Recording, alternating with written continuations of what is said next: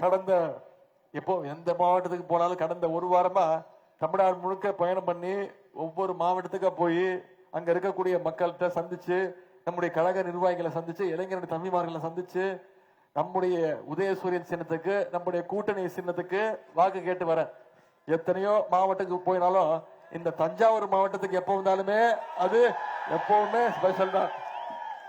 தஞ்சாவூர் மாவட்டம் எப்பவுமே கழகத்துடைய கோட்டை. இன்னும் ஸ்பெஷல் என்ன, இந்த ஒருங்கிணைந்த தஞ்சை மாவட்டம் தான் முத்தமிழ் கலைஞர் அவர்களை கொடுத்த மாவட்டம். இந்த தஞ்சாவூர் மாவட்டத்தில் கலைஞருடைய காலடி படாத இடமே கிடையாதுன்னு சொல்ற அளவுக்கு கலைஞர் இங்க வளர்ந்தவர். 62ல கலைஞர் அவர்கள் இந்த தஞ்சை மண்ணில் நின்றுதான் முதல்ல வெற்றி பெற்றாங்க. கலைஞர் அவர்கள் எப்போதுமே பெருமையா சொல்றது உண்டு, நானும் ஒரு டெல்டா காரன் அப்படின்னு கலைஞர் சொல்லுவார். அதே மாதிரி நம்முடைய தலைவர் அவர்களும் தொடர்ந்து சொல்லுவார், நான் ஒரு டெல்டா காரன் அப்படின்னுவார். இன்னைக்கு அதே பெருமையோடு நானும் ஒரு டெல்டா காரங்கிற உரிமையோடு உங்களை எல்லாம் சந்திக்க வந்திருக்கிறேன். இந்த எழுச்சியை பார்க்கும்போது நிச்சயம் இந்த முறை 8க்கு 8 தொகுதி ஜெயிக்க போறது உறுதி. அதுவும் எனக்கு கூடுதல் மகிழ்ச்சி என்னன்னா, உங்களுடைய வெற்றி வேட்பாளர் சகோதரர் சன் ராமநாதன் அவர்களை உங்களுக்கு நான் அறிமுகப்படுத்தணும்னு அவசியமே கிடையாது. உங்க எல்லாருக்குமே அறிமுகமானவர் என்னுடைய சகோதரர் சன் ராமநாதன் அவர்கள். எனக்கு என்ன இன்னும் கூடுதல் பெருமை, சன் ராமநாதன் அவர்கள் எங்களுடைய இளைஞர் அணியில வளர்த்தெடுக்கப்பட்டவர். அதிலும் குறிப்பா நம்முடைய தலைவர் இளைஞரணி செயலாளராக இருக்கும் போதும் சரி, நான் இளைஞரணி செயலாளராக இருக்கும் போதும் சரி, இப்போ நான் தான் இளைஞரணி செயலாளர். அப்போ அவர் என்னுடைய மாவட்ட இளைஞரணி அமைப்பாளராக இருந்தார்.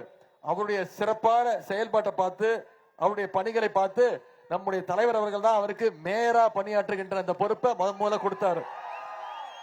அதுக்கப்புறம் இன்னொரு ப்ரமோஷன் அங்கேயும் சிறப்பா செயல்பட்டதுனால தஞ்சாவூர் மாநகர கழக செயலாளரும் பணியாற்றவும் அவருக்கு வாய்ப்பளித்தார் நம்முடைய தலைவர். கழக பணி, மக்கள் பணி எதுவா இருந்தாலும் அது ரெண்டுத்திலையும் சிறப்பா செயல்படுபவர் திரு சன் ராமநாதன் அவர்கள். குறிப்பா அவருடைய நிர்வாக திறமையால தமிழ்நாடு அளவில் சிறந்த மாநகராட்சிக்கான முதல் இடமும், இந்திய அளவில் 13வது இடமும் இந்த தஞ்சை மாநகராட்சிக்கு பெற்றுக் கொடுத்தாருன்னா, அந்த பரிசு சிறந்த மாநகராட்சி 13வது இடம், இந்தியாவிலேயே 13வது இடம் நம்முடைய தஞ்சாவூர் மாநகராட்சிங்கிற அந்த பெருமையை பெற்று தந்தவர் திரு சன் ராமநாதன் அவர்கள். இன்னைக்கு சன் ராமநாதன் வெற்றி வேட்பாளராக உங்க இடத்துல ஒப்படைச்சிருக்கிறாரு நம்முடைய தலைவர். நானே ஒரு வேட்பாளர், அது தெரியுமா உங்களுக்கு? விட்டா நானே மறந்துடுவேன் நினைக்கிறேன். எங்க போட்டி போடுறேன் தெரியுமா? நானும் வேட்பாளர்மா, நானும் இந்த தேர்தலில் நிக்கிறேன், போட்டி போடுறேன். மறந்துட்டேன். சென்னையில சேப்பாக்க திருவல்லிக்கேணி தொகுதியில நான் நிக்கிறேன். 2வது முறை தலைவர் அந்த வாய்ப்பை எனக்கு கொடுத்திருக்கிறாங்க. என் தொகுதிக்கே நான் ஒரு நாள் தான் போனேன் பிரச்சாரத்துக்கு. வாக்கு கேட்டு உதயசூரியன் வாக்கு கொடுங்கன்னு ஒரே ஒரு நாள் தான் போனேன். என் தொகுதியை விட்டுட்டு இன்னைக்கு தஞ்சாவூருக்கு வந்திருக்கேன்னா, எனக்கு என் வெற்றி முக்கியம் இல்ல, என் வெற்றியை விட முக்கியம் இங்க சன் ராமநாதனுடைய வெற்றி மிக மிக முக்கியம். அந்த வெற்றியை நீங்க கன்ஃபார்ம் பண்ணுவீங்களா? நிச்சயம் பண்ணுவீங்களா? மிகப்பெரிய வாக்கு வித்தியாசம் ஜெயிக்க வைக்கணும். போன முறை அண்ணன் நீலமேகம் அவர்களை இதே மாதிரி நான் தான் வந்து வாக்கு கேட்டேன். நீங்க அத்தனை பேரும் உழைச்சு அண்ணன் நீலமேகம் அவர்களை கிட்டத்தட்ட 47,000 வாக்கு வித்தியாசத்துல ஜெயிக்க வச்சீங்க. இந்த முறை கொஞ்சம் எக்ஸ்ட்ரா கேட்கிறேன். 1 லட்சமா? நீங்க 1 லட்சம் வாக்கு வித்தியாசத்துல ஜெயிக்க வச்சீங்கன்னா மாசம் ஒரு வாட்டி தஞ்சாவூருக்கு வந்து உங்க எல்லாரையும் பாக்குறேன். குறைஞ்சது 50,000 வாக்கு வித்தியாசத்துல ஜெயிக்க வைக்கணும். செய்வீங்களா? எதிர்த்து போட்டிடுற பாஜகவா? அப்பனா 1 லட்சம் தான். எதிர்த்து போட்டிடுற பாஜக வேட்பாளருக்கு டெபாசிட் காலி ஆயிடுச்சுன்ற செய்தி வரணும். செஞ்சு காட்டுவீங்களா? எந்த தைரியத்துல மக்களை சந்திக்க போறேன்? நான் இப்ப தொடர்ந்து 1 வாரமா மக்களை சந்திச்சிட்டு இருக்கிறேன். சன் ராமநாதன் கூட்டு வந்து, இந்தாங்க சன் ராமநாதன் சிறந்த மேயரா பணியாற்றி இருக்கிறாரு, அவருக்கு சட்டமன்ற உறுப்பினரா ஒரு வாய்ப்பு கொடுங்கன்னு எந்த தைரியத்துல வந்து கேட்கிறேன்? இந்த தஞ்சாவூருக்கு ஆனா நீலமேகம் அவர்கள் சட்டமன்ற உறுப்பினர் இருக்கும்போது பல்வேறு திட்டங்களை கொண்டு வந்திருக்கிறாரு.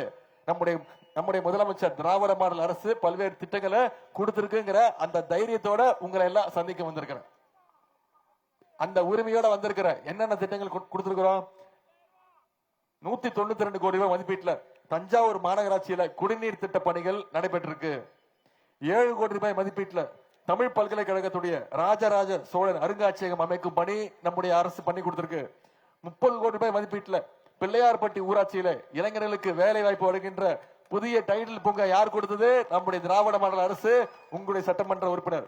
47 கோடி ரூபாய் மதிப்பீட்டுல தஞ்சாவூர் புதிய பேருந்து நிலையம் அருகே ஒரு மாநாட்டு மைய கட்டி கொடுத்தது நம்முடைய அரசு. 10 கோடி ரூபாய் மதிப்பீட்டுல புதிய ஆம்னி பஸ் ஸ்டாண்ட் வாங்கி கொடுத்தது நம்முடைய திராவிட மாடல் அரசு. தஞ்சாவூர் பழைய பேருந்து நிலைய விரிவாக்க பணிகள் 10 கோடி ரூபாய் செலவுல நம்ம நடத்திருக்கிறோம். 12 கோடி ரூபாய் மதிப்பீட்டுல தஞ்சாவூர்ல புதிய அறிவியல் தொழில்நுட்ப பூங்கா நம்முடைய அரசு செஞ்சு கொடுத்திருக்கு. சுமார் 16 கோடி ரூபாய் மதிப்பீட்டுல மாநகராட்சியில காந்திஜி வணிக வளாகம் நம்முடைய அரசு செஞ்சு கொடுத்திருக்கு. அரசு மருத்துவமனையில மருத்துவ பயனாளிகளுடன் வருபவர்களுக்கு தங்கும் இடம் 3 கோடி ரூபாய் செலவுல நம்முடைய திராவிட மாடல் அரசு செஞ்சு கொடுத்திருக்கு. 9 கோடி ரூபாய் செலவுல சமுத்திரம் ஏரி இன்னைக்கு புனரமைப்பு பண்ணிருக்கிறோம். 8 கோடி ரூபாய் மதிப்பீட்டுல சிவகங்கை பூங்கா மேம்படுத்தப்பட்டிருக்கு. 9 கோடி ரூபாய் மதிப்பீட்டுல தஞ்சாவூர் அருங்காட்சியகம் மியூசியம் புனரமைக்கப்பட்டிருக்கு. இதையெல்லாம் செஞ்சு கொடுத்திருக்கிறோம். இன்னும் மேலும் பல திட்டங்கள் செஞ்சு கொடுக்கணும்னா நீங்க 23ஆம் தேதி உதயசூரியன் சின்னத்துல சன் ராமநாதன் அவர்களுக்கு வாக்களிக்க செய்வீங்களா?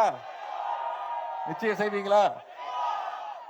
உதயநிதி வந்தாப்புல பேசினாரு, திட்டங்கள்லாம் சொன்னாரு, கூடணும், கோஷம் போட்டோம், கலைஞ்சு போயிட்டோன்னு இருக்கக்கூடாது.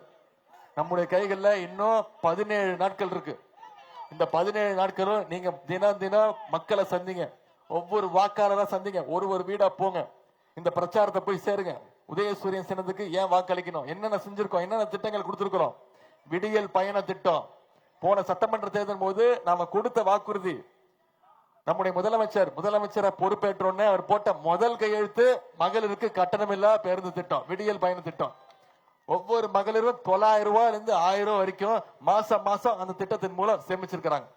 குழந்தைங்க படிக்கணும், கல்வி மிக மிக அவசியம், பள்ளிக்கூடத்துக்கு வரணும்னு பசியோட இருக்கக்கூடாதுன்னு நம்முடைய முதலமைச்சர் அறிமுகப்படுத்தினதுதான் முதலமைச்சர் காலை உணவு திட்டம். இன்னைக்கு காலையில பள்ளிக்கூடத்துக்கு குழந்தைங்க வந்தாங்கன்னா 1ஆம் வகுப்புல இருந்து 5ஆம் வகுப்பு வரைக்கும் பள்ளிக்கூடத்துக்கு வந்தாங்கன்னா முதல்ல அவங்களுக்கு தரமான காலை உணவு, அதன் பிறகு தரமான கல்வியை நம்முடைய அரசு கொடுத்திருக்கு. சரி, பள்ளிக்கூடத்துக்கு வர வச்சுட்டோம், காலேஜுக்கு போக வேணாமா, போக வைக்கணும். அதுக்கு தான் நம்முடைய முதலமைச்சர் அவர்கள் கல்வி ஊக்கத்தொகை கொடுத்தார். அரசு பள்ளியில படிச்சு எந்த காலேஜில் போய் படிக்க சேர்ந்தாலும், தனியார் கல்லூரியா இருந்தாலும் கூட ஒவ்வொரு மாணவனுக்கும் மாணவிக்கும் மாசம் 1000 ரூபாய் கல்வி ஊக்கத்தொகை 13 லட்சம் மாணவ மாணவிகளுக்கு நம்முடைய முதலமைச்சர் கொடுத்திருக்கிறார். இப்ப சமீபத்தில் 10 லட்சம் கல்லூரி மாணவ மாணவிகளுக்கு இலவச லேப்டாப் திட்டத்தை அறிவிச்சு ஒரே மாசத்துல கொடுத்து முடிச்சிருக்கிறோம். இன்னைக்கு அதிமுக ஒரு பொய் பிரச்சாரத்தை பரப்புறாங்க. என்ன லேப்டாப் திட்டம் அவங்க கொண்டு வந்தது, நம்ம முடக்கிட்டோம் அப்படின்றாங்க. உண்மைதான், அவங்க தான் கொடுத்தாங்க. பள்ளிக்கூடம் படிக்கிற குழந்தைங்களுக்கு லேப்டாப் கொடுத்தாங்க. அது பிறகு அவங்களே நிப்பாட்டிட்டாங்க. 2019ஆம் ஆண்டு அதிமுக ஆட்சியிலேயே அந்த திட்டம் கைவிடப்பட்டது. நம்முடைய முதலமைச்சர் பார்த்தாரு, சரி இது பள்ளிக்கூட குழந்தைங்களுக்கு கொடுக்கறத விட கல்லூரி மாணவ மாணவிகளுக்கு கொடுத்தா இன்னும் பயனுள்ளதா இருக்கும். அவங்க ஒரு ப்ராஜெக்ட் ரெடி பண்றதா இருக்கட்டும், ஒரு மேற்படிப்புக்கா இருக்கட்டும், ஒரு இடத்துக்கு போய் வேலைக்கு சேர்றதா இருக்கட்டும், அவங்களுக்கு லேப்டாப் பயனுள்ளதா இருக்கும்னு இன்னைக்கு 10 லட்சம் மாணவ மாணவிகளுக்கு ஒரே மாசத்துல நம்முடைய தலைவர் லேப்டாப் கொடுத்தார். இது தவிர இன்னொரு முக்கியமான திட்டம், போன சட்டமன்ற தேர்தலில் நம்ம சொன்ன வாக்குறுதி எதிர்கட்சிகள் செய்யவே முடியாதுன்னாங்க. நம்முடைய தலைவர் செஞ்சு காட்டினார். 1,31,00,000 மகளிருக்கு மாசம் மாசம் 1000 ரூபாய் மகளிர் உரிமை தொகை நம்முடைய முதலமைச்சர் கொடுத்தார். அதை எப்படியாவது தடுத்து நிப்பாட்டணும்னு அதிமுகவும் பாஜகவும் கடும் முயற்சியில் ஈடுபட்டாங்க. தேர்தலை காரணம் காட்டி நிப்பாட்டணும் அப்படின்னு நீதிமன்றத்துக்கு போனாங்க. நம்முடைய தலைவர் என்ன பண்ணாரு, அந்த சூழ்ச்சியை உடைச்சு பிப்ரவரி மாசம், மார்ச் மாசம், ஏப்ரல் மாசம் 3 மாசத்துக்கு சேர்த்து 3000, கோடை கால சிறப்பு நிதினு 2000. நான் 1000 ரூபாய் கொடுக்கறத நிப்பாட்டுறேன், நான் கொடுக்கற 5000 ரூபாய் நிப்பாட்டி பாருன்னு கொடுத்தாரு இல்லையா நம்முடைய தலைவர்? 5000 ரூபாய் கொடுத்தோம். முதலமைச்சர் காலையில 6:30 மணிக்கு மகளிருடைய பேங்க் அக்கவுண்ட்ல 5000 ரூபாய் போட்டாரு. நம்முடைய மகளிர் என்ன பண்ணாங்க, 9 மணிக்கெல்லாம் போய் பணத்தை எடுத்துட்டாங்க. ஏன்? மோடி மேல அவ்வளவு நம்பிக்கை. முதலமைச்சர் காசு கொடுத்திருக்கிறாரு, உரிமை தொகை கொடுத்திருக்கிறாரு, bank balance, minimum bank balance இல்லைன்னு சொல்லி மோடி அரசாங்கம் பேங்க்ல இருக்கிற பணத்தை எடுத்துருவாங்கன்னு அவ்வளவு நம்பிக்கை ஒன்றிய அரசு மேல. இப்ப நம்முடைய தலைவர் வாக்குறுதி கொடுத்திருக்கிறார். என்ன வாக்குறுதி? மீண்டும் திராவிட மாடல் 2.2 ஆட்சி அமைஞ்சொன்னு 1000 ரூபாய் உரிமை தொகை உயர்த்தப்பட்டு 2000 ரூபாய் கொடுப்போம்னு சொல்லியிருக்கிறாரு. கல்வி உதவித்தொகை 1000 ரூபாயில இருந்து 1500 உயர்த்தப்படும் உறுதிமொழி கொடுத்திருக்கிறாரு. முதலமைச்சர் காலை உணவு திட்டம் 5ஆம் வகுப்பு இல்ல, இப்ப 8ஆம் வகுப்பு வரைக்கும் முதலமைச்சர் காலை உணவு திட்டம் விரிவுபடுத்தப்படும் உத்தரவு கொடுத்திருக்கிறாரு. 10 லட்சம் கலைஞர் கனவு இல்லம் கட்டப்பட்டு அடுத்த 5 வருஷத்துல யாருக்கெல்லாம் வீடு இல்லையோ எல்லாருக்கும் வீடு வழங்கப்படும் உறுதிமொழி கொடுத்திருக்கிறோம். ஓஏபி முதியோர் உதவித்தொகை 1200 கொடுத்துட்டு இருக்கிறோம். இப்போ அதை உயர்த்தி 2000 ரூபாய் கொடுப்போம் வாக்குறுதி கொடுத்திருக்கிறோம். 50 லட்சம் இளைஞர்களுக்கு வேலை வாய்ப்பு கொடுக்கிற திட்டம் உருவாக்கப்படும் வாக்குறுதி கொடுத்திருக்கிறோம். மகளிர் சுய உதவி குழுக்களுக்கு கேரண்டி இல்லாம 5 லட்சம் ரூபாய் வரைக்கும் கடன் வழங்கப்படும் வாக்குறுதி கொடுத்திருக்கிறோம். எல்லாத்தை விட மிக மிக முக்கியமான ஒரு திட்டம் உங்களுக்கு எல்லாம் தெரிஞ்சிருக்கும். ஆட்சி அமைச்சர் கூப்பன் திட்டம். அதுல தெளிவா இருக்க. ஆட்சி அமைஞ்சோடனே நம்முடைய முதலமைச்சர் அவர்கள் எல்லா மகளிருக்கும் அவங்க கையிலேயே 8000 ரூபாய் மதிப்புள்ள கூப்பன் கொடுத்துருவோம். இதுதான் தரப்போறோம் அதுதான் தரப்போறோம்னு நம்ம சொல்லல. மகளிர் அவங்க வீட்டுக்கு என்ன தேவையோ, என்ன மின்சார வசதி தேவையோ அவங்க எந்த கடைக்கு வேணா அவங்களே போய் வாங்கிக்கலாம். Fridge, microwave oven, grinder, mixie எதுவா இருந்தாலும் மகளிர் அவங்களுடைய இல்லத்தரசி திட்டம்னு அவங்களே முடிவு பண்ணிக்கலாம்னு நம்முடைய தலைவர் சொல்லிட்டார். இதெல்லாம் நடக்கணும்னா நம்முடைய திராவிட மாடல் 2.0 ஆட்சி அமையணும். நம்முடைய தலைவர் முதலமைச்சரா உட்காரணும்னா தஞ்சாவூர்ல இருந்து அந்த கவுண்ட் டவுன் ஸ்டார்ட் ஆகணும். பண்ணுவோமா? சன் ராமநாதன் அவர்களை குறைந்தது 1 லட்சம் சொல்லியிருக்கிறீங்க. குறைந்தது 50,000 வாக்கு வித்தியாசத்துல ஜெயிக்க வச்சு நீங்க அனுப்பணும்.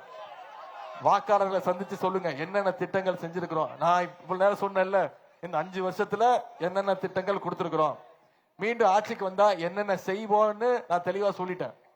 இவ்வளவு பண்ணதுனாலதான், இவ்வளவு திட்டங்கள் கொடுத்ததுனாலதான் இன்னைக்கு இந்தியாவிலேயே வளர்கின்ற மாநிலங்கள்ல நம்பர் 1 பொசிஷன்ல நம்முடைய தமிழ்நாடு இடம் பிடிச்சிருக்கு.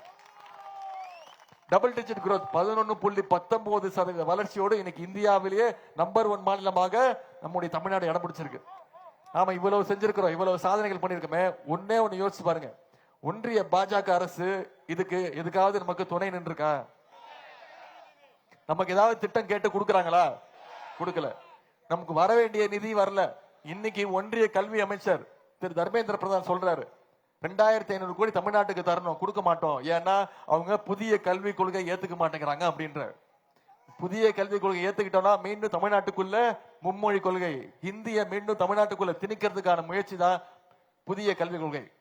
நம்ம கேட்கிற திட்டம் எதுவும் கிடையாது, நம்ம கேட்கிற நிதி கிடையாது. நம்முடைய உரிமைகளை பறிக்கிறாங்க, கல்வி உரிமையை பறிக்கிறாங்க. இதையெல்லாம் யார் எதிர்த்து கேட்கணும்? ஒரு எதிர்கட்சி தலைவர் கேட்கணும். கேட்பாரா? கேட்க மாட்டார். நம்முடைய தலைவர் தான் இன்னைக்கு இந்தியாவிலேயே பாஜகவை எதிர்த்து கேள்வி கேட்கக்கூடிய ஒரே இயக்கம் திராவிட முன்னேற்ற கழகம். ஒரே தலைவர் நம்முடைய தலைவர். அதனாலதான் நம்முடைய தலைவர் தொடர்ந்து சொல்லிட்டு வர்றார், இந்த சட்டமன்ற தேர்தல் முக்கியமான சட்டமன்ற தேர்தல். இந்தியா டெல்லி அணி வர்சஸ் தமிழ்நாடு அணிதான் இந்த சட்டமன்ற தேர்தல்.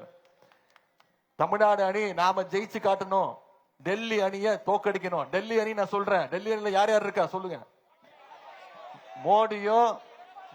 மோடியுடைய அவருக்கு ஒரு பேர் வச்சிருக்கிறேன், எதிர்கட்சி தலைவர் அதிமுகவுடைய நிரந்தர பொதுச் செயலாளர் திரு எடப்பாடி பழனிசாமிக்கு ஒரு பேர் வச்சிருக்கேன். கேள்விப்பட்டிருக்கீங்களா? என்ன தெரியுமா? நாமெல்லாம் முரட்டு பக்தர்கள் பார்த்திருப்போம், முரட்டு தொண்டர்கள் கேள்விப்பட்டிருக்கோம். எங்கேயாவது பார்த்திருக்கீங்களா இந்த மாதிரி ஒரு முரட்டு அடிமைய? மோடியுடைய நம்பர் 1 முரட்டு அடிமை திரு எடப்பாடி பழனிசாமி அவர்கள் தான். அவரு சமீப காலமா என்னமா தெரியுமா சொல்லிட்டு இருக்காரு? நான் அப்படி செல்லமா பேர் வச்சோன்னே அவர் கோவம் வந்துருச்சு. உதயநிதி ரொம்ப பேசுறாரு, அவருக்கு என்ன அனுபவம் இருக்கு? என் வயசு கூட அவருக்கு அனுபவம் கிடையாது, அவருடைய அரசியல் வயசு கூட என்னுடைய அனுபவம் இல்லை அப்படின்றார். ஆமா, நிச்சயம் அவருக்கு இருக்கக்கூடிய அனுபவம் எனக்கு நிச்சயமா கிடையாது. தெரியுதா யாருன்னு?